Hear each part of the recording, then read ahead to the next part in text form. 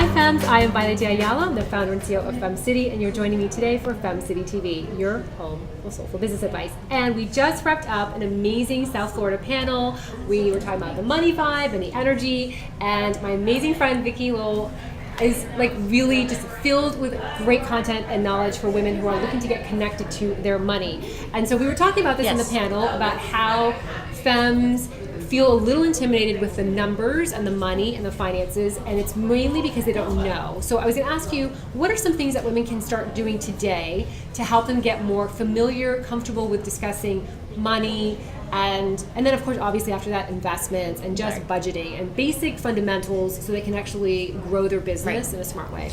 Well, there's a book right now that I'm actually in the middle of that I adore that is called Prince Charming Isn't Coming. Okay. And I say everybody should read this book, whether you're single or married or divorced or just a woman. Read it because it talks about a woman's particular journey through financial literacy, and that's really what we're talking about. We're talking about financial education and financial empowerment. I put together a curriculum that we're launching next year that we start off very, very simple. We start off with just budgeting 101. Right. If you don't know what your intakes are and what your outtakes are, and how to get a handle on that, that's the first layer. And then we can, go from there and get into Finance 101, bonds, equities, what's this, what's that, insurance, trust and estate. We take you through it all in 1 year. So you just basically have a little bit of a spark of knowledge. I always say you don't have to, it's not rocket science. Right. Finance isn't rocket science. What I want women to feel is that there are no stupid questions, and if you're ever dealing with somebody in your financial world and they make you feel like there's a stupid question, that's not the person for you. Right. And secondly, get a coach. And I said this during the panel. You would hire a tennis coach if your tennis swing wasn't great. Well, why not hire a financial advisor or a financial planner to kind of help you put a plan in place and educate you a little bit?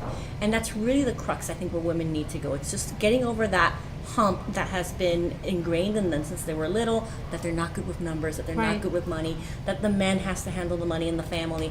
Just get over that hump, because bad things happen, unexpected things happen, where you're going to be at some point in your life having to make financial decisions. Right. And you don't want to be scared, and you don't want to be, oh my God, am I going to make the wrong choice? You just want to be able to find the person who can guide you. Right. And even making those I love that you mentioned financial literacy over and over again, because it's the fundamentals of just basic budgeting. And even like, I know some femmes that they're running big businesses, but they still don't really have an idea like where the money's coming from. Exactly. Like is it through my online courses? Is it through my my speaking engagements? I mean, really kind of even just starting from the basics is normal. Because I think they feel like, I'm just basing it on what I've gone through and also what I've heard other femmes, that they feel a little bit overwhelmed because they don't even know the basics. But I think if you just start there, almost like reading, you start with that first grade reading book, and then you move your way up into more material that's at a kind of like a layered way. Yeah, and I say this to women: if you're working with any type of financial advisor, ask them about financial education.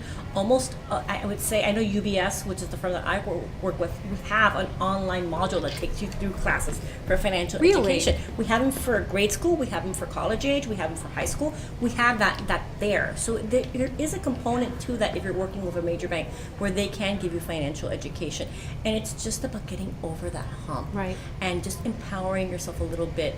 And numbers are important. And one thing that I stress to women a lot: when you're married, read your tax returns. Just don't sign them, read them. There's a lot of information there about your family, where the money comes from, what your intakes are, what your outtakes are, how much you're giving to charity, just by reading your tax returns.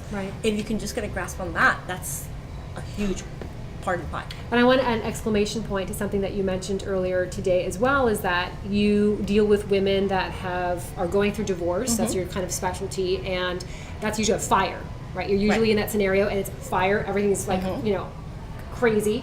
That all humans will have to go through some sort of financial dealings, whether it's basic budgeting for your household, or buying a second property, or taking care of your aging parents. You're trying to find a place for that, or even basic retirement. You're going to have to do that. Why would you wait Exactly. to do that when it's a fire, when it's more stressful.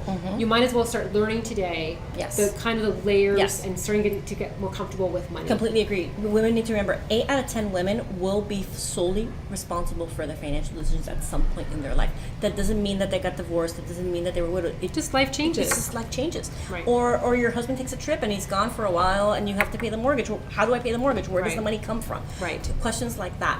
And knowing your numbers is very important. Knowing your numbers. That's Knowing your that's numbers. everything there. Yeah. Just know your Yeah. numbers. Numbers don't lie. I say numbers don't lie. Yeah.